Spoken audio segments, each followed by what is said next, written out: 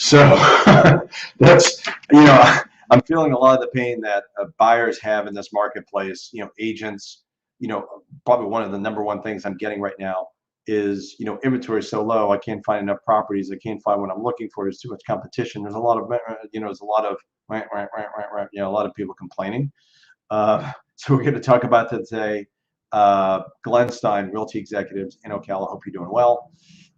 Going to talk about inventory. Is inventory the lowest it's ever been? I'll just tell you now, yes, it actually is. And we're going to talk about why, and we're going to talk about how and what and all that kind of stuff. So you can you can subscribe to this channel. That'd be fabulous. For any time I do a video, you can be notified, especially with market updates. It's going to be important. If you have any thoughts, please leave them in the comments on if you know or have been in Ocala before and you know the history. Like Ocala, I've been here since 1995. And the reality is that it's changed dramatically.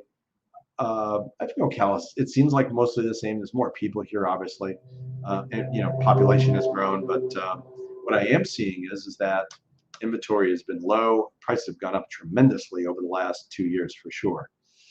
So we're going to look at that. You can also find us by midflhomes.com is our website. You can call me if you have questions or text me 352-572-3796. And what we are going to look at, what exactly is happening in the marketplace. So let's start with this right here. This is Marion County. So we've got under 900 homes. You know, last year we saw inventory just drop pretty much from the beginning of the year, January, all the way through the end of the year.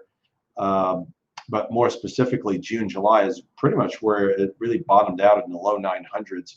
And after that, then we picked up, and I think we gained up to like 200 more homes. And it was like 1,100 at one time. And then it dropped down to 1,000. Then in the 900s, now we're at 863, as you can tell. Tremendous drop.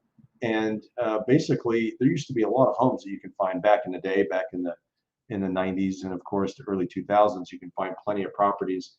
Average sales price used to be in the 60s and $80,000 range, and now we're looking at, you know, a handful of properties, one single family property in Northwest Ocala that's going for 61.9, and it gives you an idea of what you're looking at here. Only 38 properties under 100. And used to be probably 90% of the homes at one point were under 100,000, but no longer. So, you know, in fact, it's a little bit of a struggle. I was talking to one of my agents today, being the broker here, and she was talking about how she was having a little bit of a challenge with someone who was looking in the 175 range. There's a few, as you can tell, there's a handful here of some things, either in Orange Blossom Hills, Silver Spring Shores, Lake Tropicana, Woods and Lakes. This is, you know, 2007 built. Interested in looking at that. Actually, that's a mobile home. It gives you an idea for 180,000. So prices have gone up tremendously. People have discovered Florida. We're going to talk about Florida and the rest of the country in a minute, but giving you an idea of what is on the market. Under 200,000 and now above 200,000 to the 300,000. There are quite a bit. A lot of new construction, 1,200 square feet, Marion Oaks, 261.9. Some things, you know, for retirees, Spruce Creek South, which is close to the villages, 1,400, just under 1,400 square feet for 259.9. And, you know, Ocala Park Estates in the northwest part of Ocala, 270. Indigo East, which is near on top of the world, out by 200. Retirement 55 plus, 269.9, 1,200 square feet. Give you an idea of what's out there, and of course it goes up from there. You know, pretty much, you know, 300,000 seems to be a little bit more of the norm. Obviously, a little bit more inventory above the 300,000 mark, as you can tell. Lake Diamond, that's a brand new construction for 331.9. That's a golf course community. And 329.9, a lot of different things here. So if you have questions about that, feel free to connect with me. You can call or you can leave it in the chat function. Let me know if you have questions. One thing I do want to share with you, let me share with you this particular slide that shows what's going on around the country, which I think is really, really important to understand, because everything is kind of related. Um, in what we're seeing here is, and I communicate with a lot of people around the country because I'm not only a broker, I'm also a coach in the Tom Ferry organization. And I connect with coaching clients, realtors from around the country. And what we're seeing here specifically, it shows, okay, inventory from 2020 to 2021 dropped 48% in Florida. That's what this is saying. National average was 26%, almost 27% less inventory, year over year, 2020 to 2021. Lots, not surprised. Idaho was the only state here that actually, like in a big way, actually inventory went up by 55%. But most places, even New York, even in the northern sections of the United States, Montana 23, 29%, North Dakota gives you an idea, 33% in Alaska.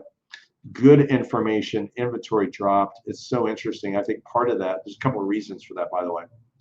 One is, that we got more people in the world. I think, COVID was one of those elements where we saw more people want to work remotely and move away from where they're living.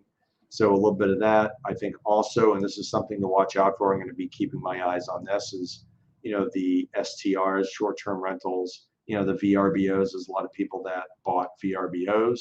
So it's going to be interesting. That could be an issue down the road, by the way. Nobody else is talking about it, but I'm going to tell you that it could be an issue down the road, where all these people that bought all these vacation rentals, that they're using them for a couple of weeks but hoping to get big money and rent them out. It gets me a little bit concerned when people are not traveling, or they're traveling more and they're not necessarily staying in the United States, especially after COVID.